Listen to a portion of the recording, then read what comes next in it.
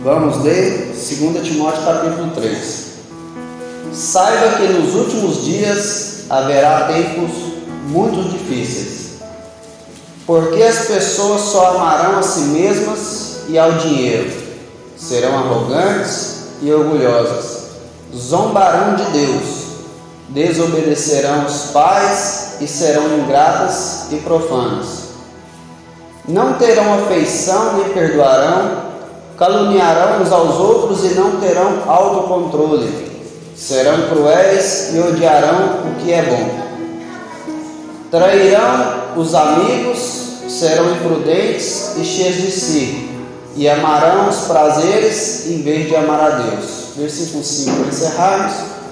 Serão religiosas apenas na aparência, mas rejeitarão o poder capaz de lhe dar a verdadeira devoção. Fiquem longe de gente assim. Amém? Nós não sabemos se estamos lendo a Bíblia ou assistindo jornal, né? Glórias a Deus. Pois você pode deixar no versículo 1 que a gente vai fazer uma mensagem positiva. Então, meus irmãos, como disse certa vez Billy Graham, a Bíblia é mais atual do que o jornal que vai sair no dia de amanhã. Embora a escatologia, que é a doutrina bíblica acerca dos eventos futuros, embora ela seja muito controversa,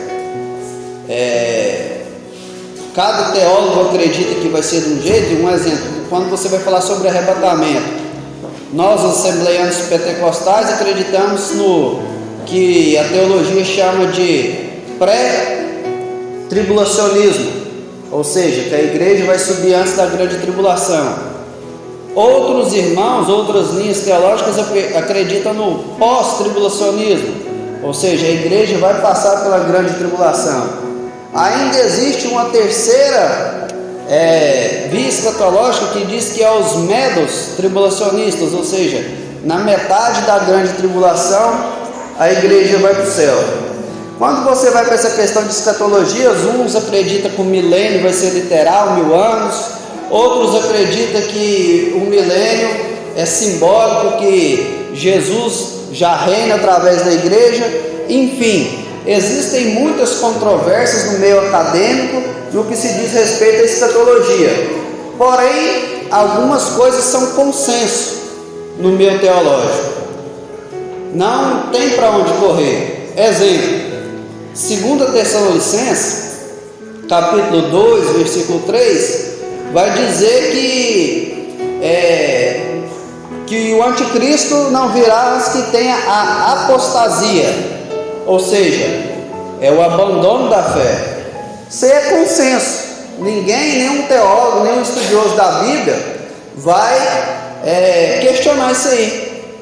E hoje, irmãos, quando eu converso com alguns pastores, alguns líderes, algumas pessoas espirituais, eu converso assim: parece que aos nossos olhos humanos tem mais pessoas se perdendo do que se salvando, porque aos nossos olhos naturais, eu percebo que muita gente tem trocado de religião. Ele é de uma religião tal e vem ser evangélico, mas não se torna filho de Deus. Por que não se torna filho? Porque para se tornar filho precisa de uma aliança. E uma aliança não é unilateral. Uma aliança tem que ser das duas partes. Como eu já disse isso aqui e falo sempre quando eu vou pregar, eu amo muito a minha esposa, mas se ela não cumprir a parte dela da aliança, se ela não for fiel a mim, eu não tenho condições de manter minha aliança com ela, porque a aliança minha e dela, eu tenho os meus direitos e deveres, assim também como ela tem os direitos e deveres dela. E muitas pessoas estão enganadas hoje no que se diz respeito à aliança com Deus, porque eles pensam que Deus é tipo um namoradinho, é tipo um gênio da lâmpada que você esfrega ali e pede tudo que você quer e você não precisa fazer nada. Mas a Bíblia diz que sem a santificação ninguém verá o Senhor. A Bíblia diz que assim como nós devemos honrar nossos pais, nós devemos honrar a Deus que é Pai. Então esse é um dos grandes grandes exemplos que nenhum teólogo vai questionar. Um grande sinal a respeito da volta de Jesus, a apostasia. E nós vemos nos dias de hoje, você provavelmente vai lembrar quando eu falar aqui, pessoas que já estavam na igreja há 10, 20, 30 anos e agora na última hora da igreja estão se desviando. Na última hora da igreja estão abandonando o barco, vamos dizer assim. Então esse é um sinal muito grande. E outro sinal são exatamente esses no texto que nós lemos. Nessa versão ali só aparecem as coisas, mas na minha epígrafe aqui fala assim que sobre os males e as corrupções dos últimos dias. E ali no versículo 1 nós lemos ali, saiba que nos últimos dias. É muito interessante, irmãos, a Bíblia, porque ela tem palavras que são escritas ali literalmente, tem palavras que são escritas ali de forma figurada, e tem palavras ali que você só vai conseguir interpretar ela à luz da própria Bíblia. É bem verdade que a Bíblia diz que desde que Jesus ressuscitou, começaram os últimos dias. Porém, a regra áurea da hermenêutica bíblica é que a Bíblia explica a própria Bíblia. E a mesma Bíblia que diz desde quando, quase 2000 anos atrás, que quando lá em 1 João, capítulo 2, versículo 18, quando ele fala assim, filhinhos, essa já é a última hora, a mesma Bíblia que disse isso lá, ela também vai dizer em 2 Pedro, capítulo 3, versículo 8 e 9, que um dia para o Senhor é como 1000 anos, e 1000 anos é como um dia, como se fosse um dia. E ela vai dizer a respeito da volta de Jesus, que Deus, Ele não retarda a sua promessa, mas Ele está dando tempo, Ele é longânimo, porque Ele não quer que ninguém se perca. Para nós, irmãos, que estamos em Cristo, se Jesus voltar agora, meu Deus, glória, vai ser bom demais, irmãos. Agora, para quem está sem ter uma aliança com Cristo, irmãos, a Bíblia diz que vai ser choro, pranto e ranger de dentes. A pessoa vai ficar desesperada, principalmente os que conhecem a palavra, vão ficar desesperados. Tem texto na Bíblia que diz que elas vão procurar a própria morte, mas não vão encontrar. Eu entendo que as pessoas vão querer suicidar e Deus não vai permitir para que elas sofram. Por quê? Não porque Deus é mau, mas porque Deus, Ele é justo. E na justiça de Deus Ele só vai levar para o céu aqueles que querem ir. Aleluias. Então, quando a Bíblia diz que nós estamos nos últimos dias, ela também vai dizer que os últimos dias da igreja seria como um princípio das dores. E essas dores aqui se refere às dores de parto da mulher. Eu sempre digo isso. Cadê os homens? Levanta a mão aí, os homens. Os homens, levanta a mão, amém? Nós homens não sabemos na teoria, mas nós não sabemos na prática, mas nós sabemos na teoria que uma mulher, quando ela está grávida, ela pode estar tudo normal. Saiu o resultado que ela está grávida, ela já começa passar a mão aqui, né? Já, minhas costas e tal. No comecinho da gravidez já começa as dores de parto. E ali, no decorrer dos meses, vão passando. Quanto mais perto vai chegando a hora da criança nascer, as dores vão crescendo em intensidade, vão ficando mais fortes e menos espaço de tempo. É assim ou não é, as mamães aí? Então, quando a Bíblia vai falar a respeito dos últimos dias, em tempos difíceis, em toda a época da história da igreja, existiam tempos difíceis. Só que esses tempos difíceis, eles vão aumentando em intensidade e vão aumentando também em menos espaço de tempo. Eu fico vendo, eu brinco muito com a minha gerente ali no meu serviço.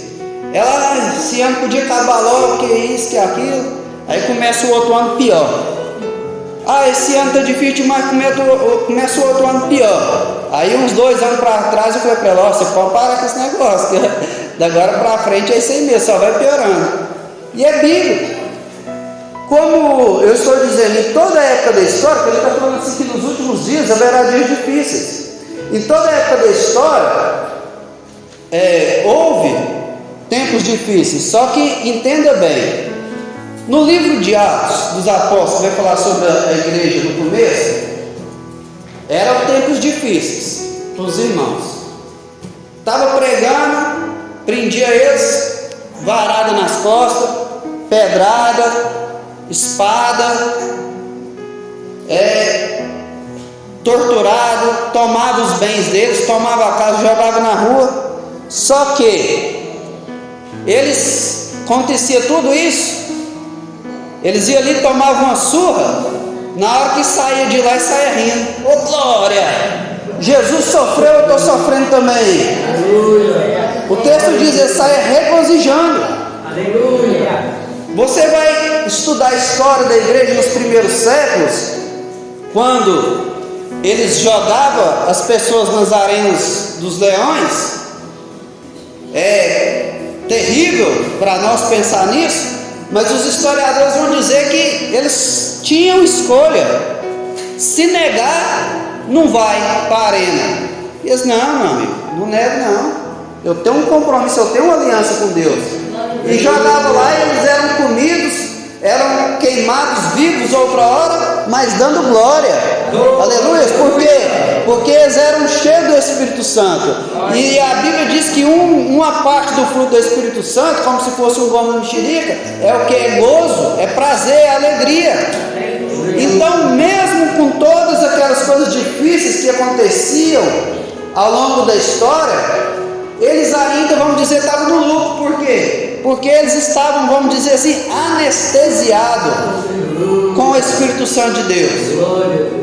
Agora veja nos dias de hoje, quando na história da humanidade você vê uma boa porcentagem de crianças se cortando, crianças com 10 anos com depressão. Quando na história da humanidade houve isso? Quando? Nunca. Minha mocinha que está ali, hoje ela falou assim para mim assim: estou muito entediada. Acordamos cedo, fomos na escola dominical, mas já andou de carrinho de rolamento hoje, já andou de bicicleta, já brincou, já foi na casa da vovó, brincou o dia inteiro, assistiu televisão, brincou mais de tarde lá. Estou muito entediado. Por quê? Existe um peso, irmãos, sobre as nossas vidas nesses últimos dias. Por isso aí é uma prova que nós estamos vivendo esses tempos muito difíceis. Para eles eram difíceis, para nós está sendo muito difícil. Por quê? Porque a guerra, irmãos, está travada no campo espiritual. Nós estamos sofrendo os mesmos ataques daquelas pessoas, porém, nós estamos com pouco óleo, pouco azeite na nossa lamparina. Mais do que nunca, é momento de nós buscarmos a presença do Senhor. Aleluia. Então aqueles homens morriam, mas morriam vitoriosos. Aleluia. E hoje as pessoas que estão morrendo espiritualmente falando, perdedores. Por quê? Porque aquele que tira a sua própria vida, infelizmente, irmãos, é algo que só a misericórdia de Deus. E isso está acontecendo demais. Por isso eu volto a dizer, nós estamos vivendo dias muito difíceis. Você conversa com uma pessoa, rapidinho ela: estou com síndrome do pânico. Você conversa com outra pessoa, depressão. Você conversa com outra pessoa, a pessoa está querendo morrer. Então, meus irmãos, isso é um grande sinal da volta do Senhor. Só nos últimos dias, nos últimos menos de 15 dias para cá, nos últimos 10 dias, aquela história do médico fazer o que ele fez com aquela mulher em trabalho de parto. Meus irmãos, isso é um sinal da volta de Jesus. Pense para você ver a cabeça daquela mulher. Se ela for casada, pense para você ver a cabeça do marido daquela mulher, do pai, se ela tiver pai. São ou não são dias muito difíceis? Isso aí, irmãos, é prova que Jesus está às portas. Aleluia! Olha a história, irmãos, daquele policial. Quantos acompanharam essa notícia? Um policial de 37 anos matou a mulher, esses dias agora, matou a enteada de 12 anos, matou a mãe de 78 anos, o irmão de 50 anos, depois ele viajou, matou os dois filhos de 4 e 9 anos, não estava bom, parou duas pessoas aleatoriamente na rua, matou também, e depois tirou sua vida. E os companheiros dele disseram o seguinte, pastor Jô, que ele não tinha histórico para esse tipo de coisa. Então, irmãos, estamos vivendo dias muito difíceis. Estamos vivendo dias complicados. Aleluias. Eu poderia falar aqui por horas só sobre essa questão de dias difíceis, mas vamos para o versículo 2. Aleluias. Porque as pessoas amarão só a si mesmas, ou seja, vão ser egoístas. Você conhece esse tipo de pessoa egoísta? Você já convive com alguém que é egoísta? A própria questão da história desse policial, porque ele, antes de tirar sua vida, ele mandou um áudio dizendo que ele fez isso tudo porque ele não conseguia ficar longe da ex-esposa. Isso é um caso claro de egoísmo. Eu vi uma vez a irmã Jô falando a história que ela foi lá no presídio, quando eles iam lá pregar, e falou para o pessoal: ó, essa história de matar por amor não existe, né? E realmente, irmãos, não existe essa história. Isso aí é egoísmo. Só se for por amor próprio, né? Só se for por amor próprio. Agora, por amor de outra pessoa. Então, nós estamos vivendo dias difíceis, né? E as pessoas são egoístas, só pensam em si mesmas, e ali vão dizer que elas são amarão a si mesmas e ao dinheiro, ou seja, avareza. Eu conheço, irmãos, pessoas que têm dinheiro no banco, está precisando de remédio, se ficar sem um remédio passa mal, mas não tira o dinheiro do banco para comprar o remédio, irmão. Você fica pensando assim: o que um cidadão desse, que uma pessoa dessa tem na cabeça? Eu conheço histórias, irmãos, que a gente anda muitas pessoas nos procuram pedindo ajuda. Eu conheço a história da pessoa ter dinheiro no banco, ter dinheiro guardado dentro de casa escondido, e não comprar um leite para o filho beber. Avareza, amor ao dinheiro. Você vê esses políticos, irmãos, eles não têm aonde colocar dinheiro e está roubando, não tem nem como gastar, tem que colocar no nome de outras pessoas, porque se colocar no nome deles, eles vão presos. Amor ao dinheiro. Sempre teve? Sempre. Mas igual esses últimos dias, não. Esses últimos dias isso aí tem crescido. Quantos casos? Eu já vi um dia, eu não gosto de assistir televisão, já tem muitos anos que eu não sou de parar para assistir televisão, Mas como meu serviço é de ir na casa das pessoas, um dia eu fui na casa de uma pessoa vender um plano, e ali estava passando aquele jornal lá que só passa notícia ruim, e eu vi um caso, nem estava aqui no meu esboço, mas eu vi um caso de um homem que matou, não lembro se era o pai ou a mãe, e enterrou no quintal de casa para ir lá sacar a aposentadoria de um salário. Gente, o que a pessoa faz com um salário? É a mãe dele. A mãe, né? Então você fica pensando, você fica imaginando o que é o amor ao dinheiro. E aqui eu quero dizer o seguinte, irmãos: não é o dinheiro que é problema, é o amor ao dinheiro. O dinheiro em si, irmãos, ele potencializa o que a pessoa tem no coração. O dinheiro na mão de um servo de Deus, ele vai trazer glória para Deus. O dinheiro na mão da pessoa que é servo do diabo, ele vai produzir o que? Pecado. Vai produzir o que? Coisas ruins. Eu lembro muito bem de antes de eu conhecer a palavra do Senhor, eu chegava num lugar assim, olhava e falava assim: rapaz, isso aqui dá uma boate boa, hein? Pensava assim: ó, isso aqui dá para fazer umas festas boas e tal, faz assim, assim, assim. Por quê? Porque a pessoa que está fora de Deus, ele só quer o quê? Só quer prazer, só quer pecado. Agora, às vezes a gente fica pensando, né, não sei se é só eu, mas minha esposa, ou se vocês também é assim, mas fica pensando: se você ganhasse R$1 milhão, o que você faria? Vocês têm essas manias de ficar pensando nisso? Sempre nós pensamos: ó, eu vou ajudar a pessoa, vou fazer isso, vou fazer aquilo, nós vamos viajar, vamos passear. Por quê? Porque o dinheiro na mão de um servo de Deus, ele vai trazer o quê? Glória para Deus. Glória. Eclesiastes 3, versículo 13. Eu gosto muito deste texto, e este texto tem mudado a minha visão concernente a algumas coisas. Olha lá para você ver. Cada um deve, é uma ordem, cada um deve comer e beber e desfrutar os frutos do seu trabalho, pois são presente de Deus. Eu, irmãos, já tive a mente muito fechada.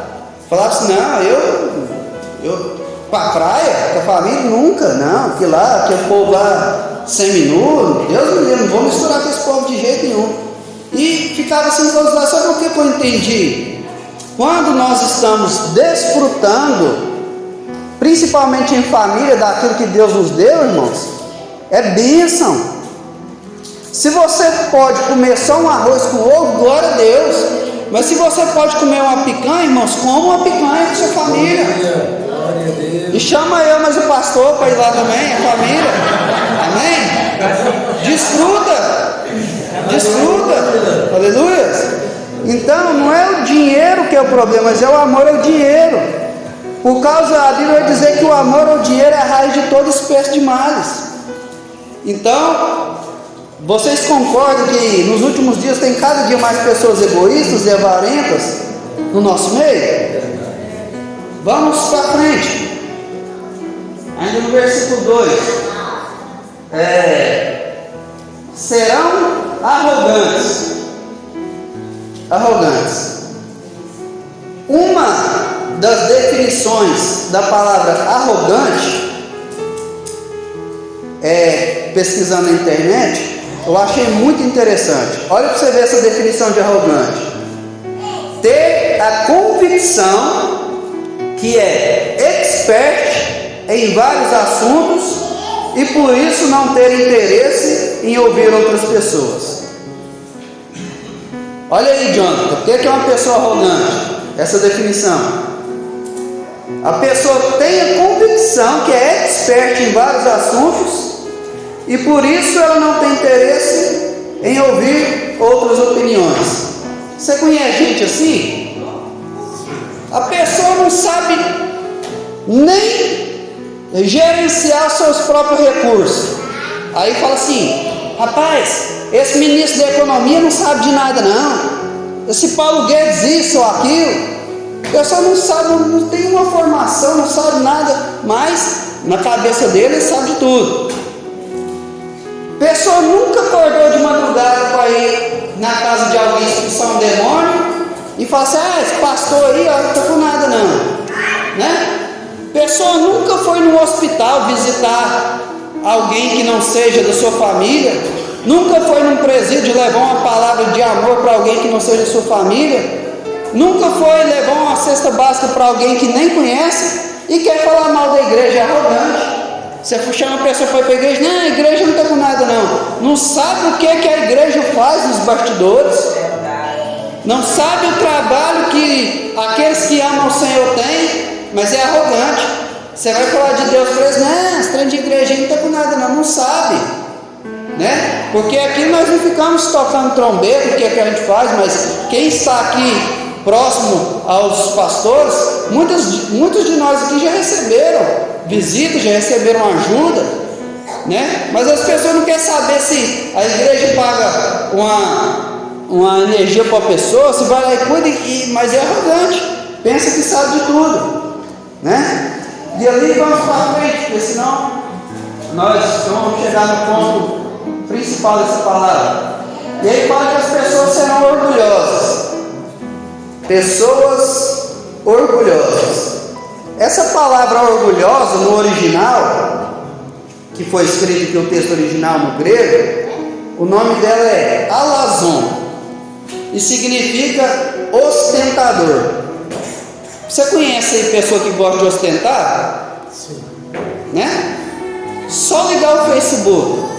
Quem tem Instagram, só abre o Instagram. Pessoa às vezes não tem condição nenhuma, mas quer ostentar, quer mostrar o que não tem. Então isso é um sinal da volta do Senhor Jesus, que está próximo. Glórias a Deus. Agora, olha isso aqui: zombarão de Deus. Algumas versões falam blasfemadores. Meus irmãos, quando na história da humanidade existiu tantas pessoas blasfemadoras como hoje? Anos atrás, aí, uns 3, 4 anos atrás, numa daquelas paradas gay, eles fizeram encenação de pessoas ali na cruz como se fosse Jesus, peito igual de mulher, tal, né? As travestis, eu não sei nem as palavras que usa, a gente tem até que tomar cuidado, porque às vezes a gente ofende aí, mas aquelas pessoas vestido de Jesus ali, cabelão de mulher na cruz e beijando outros homens, não tem temor de Deus, querem respeito, mas não respeitam. Eles querem que sejam respeitados, mas não respeitam nem o Criador da humanidade. Naquele ano eles pegavam ali cruzes, pegavam ali símbolos religiosos e introduziam dentro de si, nas suas partes íntimas, pessoas blasfemadoras. Naquele carnaval, vocês viram aí, pegaram uma pessoa ali como se fosse Jesus e o outro ali como se fosse o diabo e saíam arrastando ali para lá e para cá. Quem mexe na internet aí deve já conhecer aquele quadro que chama Portas dos Fundos. Ali eles falam coisas horrorosas do nome de Deus, coisas que não tem nem como falar aqui. Blasfemadores. As pessoas blasfemam, fazem piadas horríveis com as coisas de Deus. Não tem o mínimo temor. Aí vamos para frente.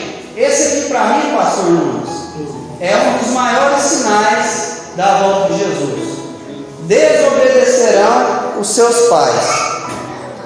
Nunca na história da humanidade existiu filhos tão desobedientes como hoje. Nunca. Imagina só, pastor Nunes, na época do senhor, criança, igual esses menininhos aí, seu pai lá conversando com alguém, e aí o senhor chegasse lá e começasse a gritar, e começasse a pular, e começasse a bagunçar. Você tinha parado de fazer isso? Não.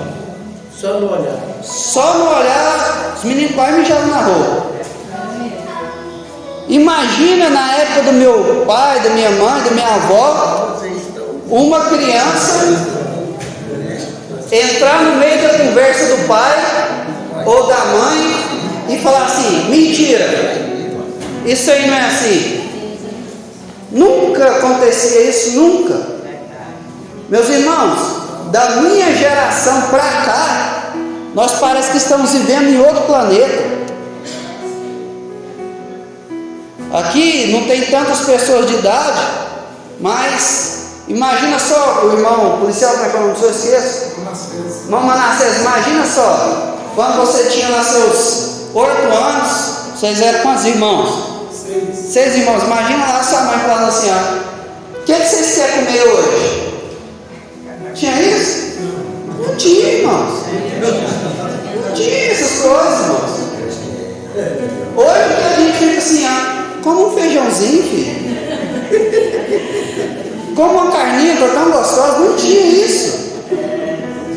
Só isso aqui para mim é um dos maiores sinais da volta de Jesus. Os filhos não obedecem, ganha tudo no grito. Eu sou pai de 3 filhos, eu falo, é difícil, irmãos, você tentar, só o Espírito Santo mesmo. Então nós percebemos à luz de todos esses sinais que está próximo a volta do reino de Deus, de Jesus, a volta de Cristo, o arrebatamento da igreja. E ali ele vai dizer ainda, no versículo 2, pessoas ingratas. Quem conhece uma pessoa ingrata aí? Todo mundo conhece.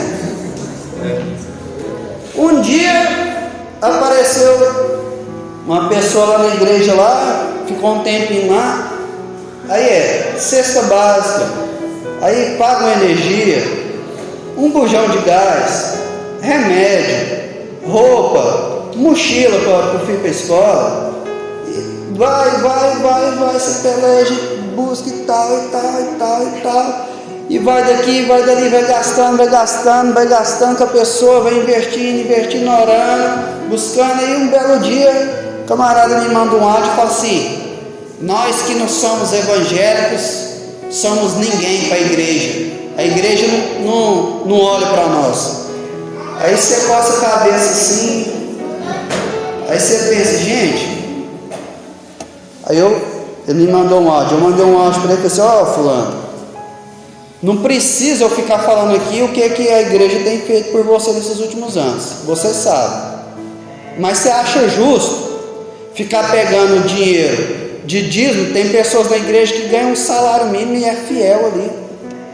Tem pessoas que às vezes trabalham um mês que ganha mais, Deus toca no coração, dá uma oferta X para a igreja, a pessoa vai lá e dá. Você acha justo fazer isso aí para ficar bancando você e você não quer ter compromisso nenhum? Eu peguei, arrochei com ele lá, mandei para o meu pastor também a mensagem, que mais tem pessoa ingrata. Pessoa chega na igreja aqui querendo suicidar, querendo matar, com a família destruída, depressão e tal. O pastor chora, o pastor ora de madrugada, o pastor visita, o pastor vai lá, arrisca o nome dele, chega no empresário, arruma um emprego para o fulano, ele está precisando, o cara trabalha uns dias, faz bagunça, queima o filme do pastor, e vai daqui, vai dali, vai daqui. Aí no final a pessoa fala assim: não, igreja não está com nada não, igreja só sabe pedir dinheiro. Pessoa ingrata, nunca traz uma oferta para a igreja, nunca traz nada, só suga, ganha. O dia que não tem o que quer, sai falando mal, irmãos. Conheço demais, eu fiquei uns 4 anos na frente da assistência social lá da igreja, eu sei bem como que é isso. Na própria questão de filhos, muitos filhos ingratos, o pai busca, a mãe chora, corre atrás, faz de tudo. E aí você chega lá, por exemplo, no centro de recuperação, a gente vê muito isso. Você chega lá, a família está fazendo o que pode e o que não pode para colocar o cidadão lá no centro de recuperação, porque a maioria das clínicas suga tudo que pode da família. Aí a pessoa ainda está brava ainda com a mãe, com o pai, não sei porque que me mandou para cá e tal, ingrato. Então isso aqui é um sinal da volta de Jesus. Glórias a Deus. Eu sei que é uma mensagem difícil de absorver, uma mensagem assim até meio ruim de escutar, mas isso aqui são sinais fortes da volta de Jesus. É melhor nós ir para casa triste hoje, meio empanzinado da feijoada, mas no dia que Jesus vir, nós subir para o céu, irmãos. Aleluia. Aleluia. Então, é isso que tem acontecido. Versículo 3: não terão afeição e nem perdoarão. Meus irmãos,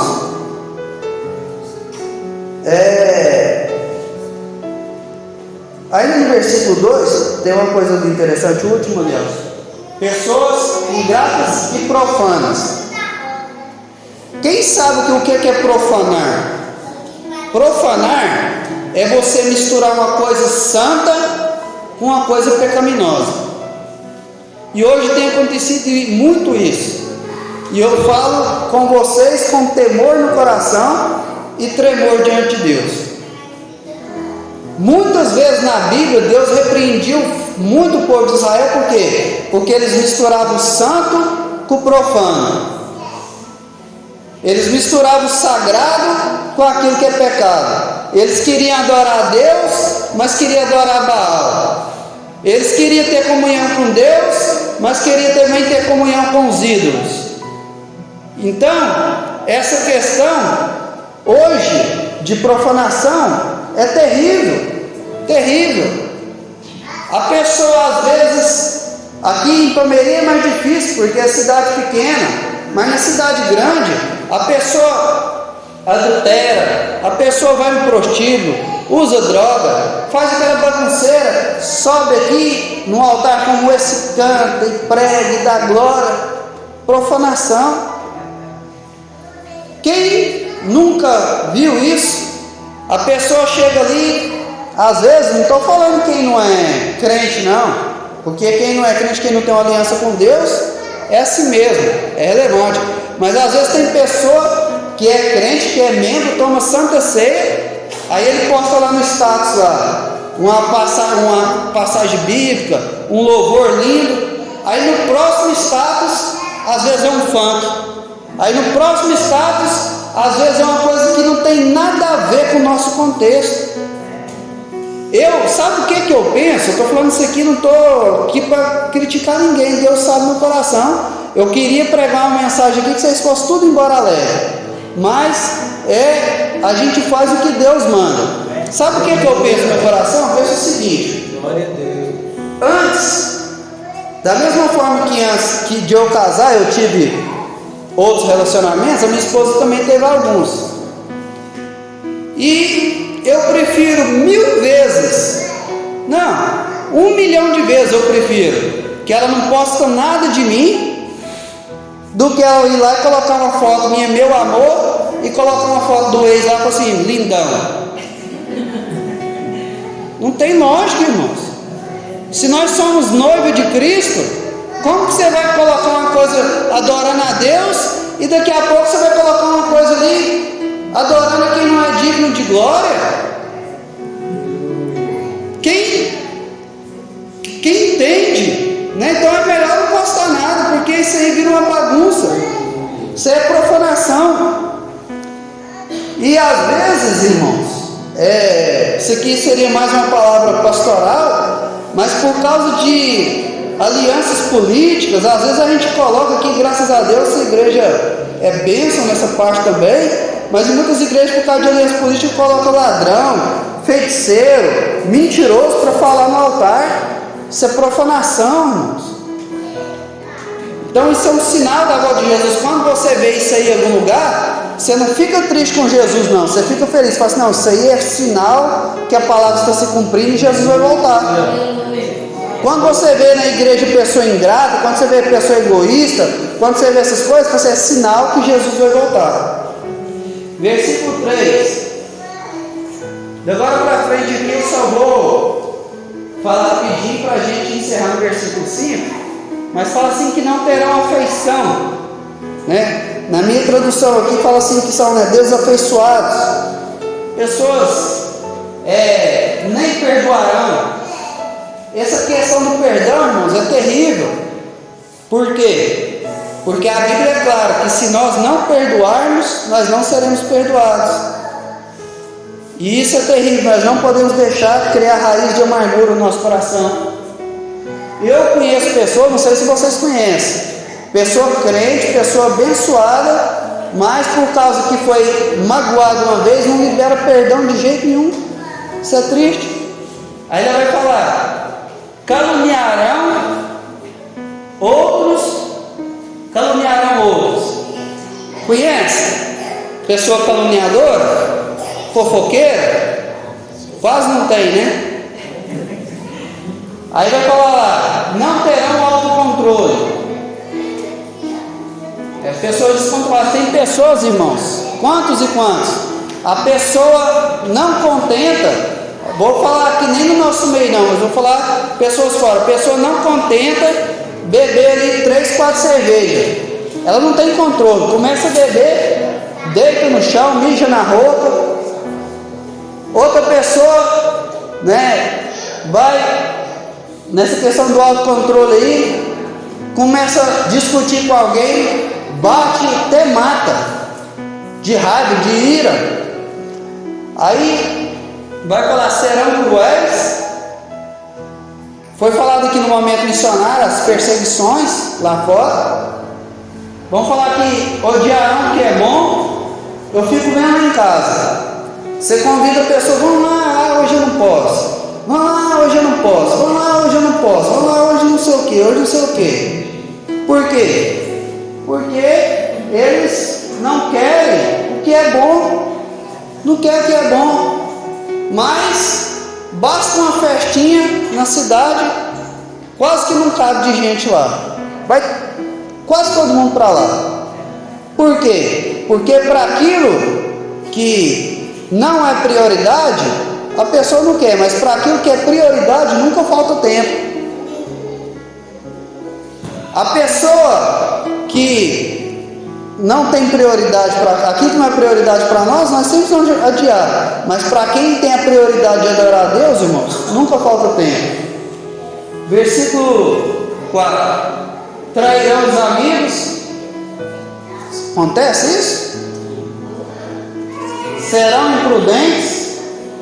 Basta você colocar lá no YouTube os vídeos de acidente. As pessoas fazem cada coisa que você não acredita.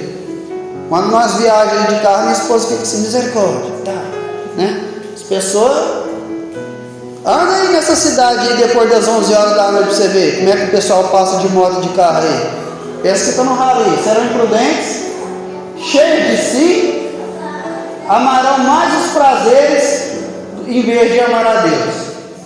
Versículo 5, vamos encerrar. Isso aqui é a parte mais forte do meu Senhor comigo. Serão religiosas apenas na aparência, mas rejeitarão o poder capaz de lhe dar a verdadeira devoção. Fique longe de gente assim. Meus irmãos, tudo isso que nós falamos aqui é normal, sempre foi normal acontecer fora da igreja. Mas um sinal forte que fala assim que vai ser religiosos só na aparência.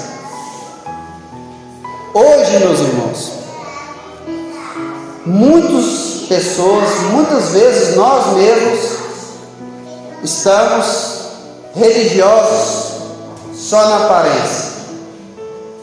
E como a irmã disse, eu achei bonito, que ela falou assim: eu renovei a minha aliança com o Senhor. Vou falar uma coisa aqui, irmãos, muito séria. Sabe o que acontece? Às vezes as pessoas pensam assim: o cara é pregador, é pastor, é obreiro, é líder das senhoras. Aí pensa assim que nós não temos tentações, pensa que nós não esfriamos, não perdemos a vontade na igreja. Pensa que a gente não fica com raiva da esposa? Pensa que a gente não fica com raiva das pessoas? Pensa que não acontece isso? Isso tudo acontece. Só que nós precisamos disso aí, a transparência com Deus e com a igreja. E hoje o que acontece? As pessoas querem transparecer no nosso meio uma coisa, mas são outras totalmente diferentes. E muitas vezes, irmãos, nós somos seletivos nos pecados. Eu já falei sobre isso aqui. Às vezes, né, graças a Deus, eu nunca adulterei. Depois que eu casei, eu nunca adulterei fisicamente. Mas se a gente não vigiarmos na mente, nós pecamos. Nunca matei ninguém fisicamente, mas a Bíblia fala assim que aquele que se ira contra alguém sem motivo já cometeu homicídio. E às vezes a gente ira. Então nós precisamos sempre estar renovando a nossa aliança com Deus. Sempre estar renovando a nossa aliança com Deus. E eu encerro dizendo isso aí. Eu falo muito com Deus: Senhor, não me deixe ser um fariseu, um hipócrita. Porque Jesus, ele tinha paciência com os de fora, com as meretrizes, com os publicanos, mas com os religiosos, com quem conhecia a palavra, ele não tinha muita paciência não. Ele pegava firme. E nós, irmãos, igreja do Senhor, o juízo começa dentro de casa.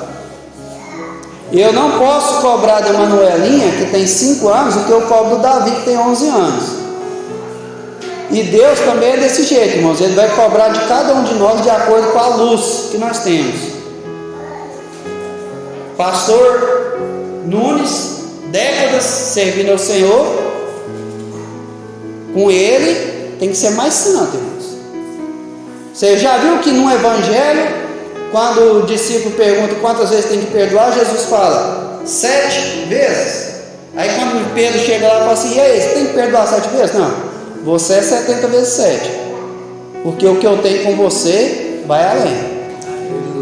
Então, meus irmãos, se nós queremos ser uma igreja que vai impactar Ipameri, impactar o estado de Goiás, o Brasil e o mundo, nós precisamos aumentar o nosso nível.